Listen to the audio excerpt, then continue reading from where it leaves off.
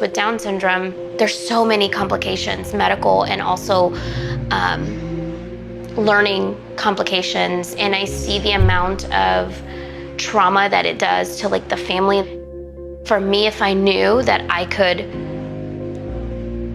try again and hope that the second time it's better, then I would go that route. For her to have come to this conclusion, to be able to say so confidently on television to millions of people, means that her heart has become so hardened that she is so unable to see the humanity of human beings who have genetic differences, who have disabilities, so unable to see the humanity of life inside the womb. So callous has she become that she doesn't even realize how absolutely demonic she sounds. But in her defense, she really is just carrying the torch of Margaret Sanger.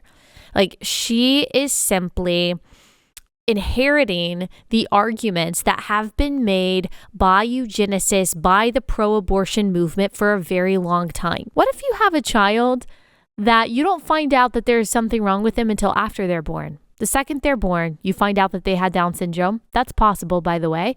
You can miss the markers when they're inside the womb. What are you going to do then? Would you discard your child then? The second they're outside of the womb? If not, why not? The only difference is location. The only difference is time. And those are really arbitrary standards to apply to someone if you're deciding whether or not they should live or die. All people, including babies in the womb, including babies with Down syndrome, are made in the image of God. They have souls. They're never clumps of cells. They're not just clumps of matter. They're human beings, just like you and me. They have just as much value as you and me, in or outside of the womb. And when you take away that belief, like when you start to say, well, some people are not made in the image of God, some people are not valuable, some people should be killed, well, you sound a lot like the Nazis. You do. I mean, they killed babies and children and people with disabilities. I mean, that's part of where Margaret Sanger got her ideology. They really inspired each other in a lot of ways. Margaret Sanger started Planned Parenthood. I mean, it's funny that in an age where we're willing to tear everything down, whose foundation we don't like or we disagreed with, Planned Parenthood still remains for a lot of people who claim to be empathetic and for social justice, like some kind of beacon of women's rights.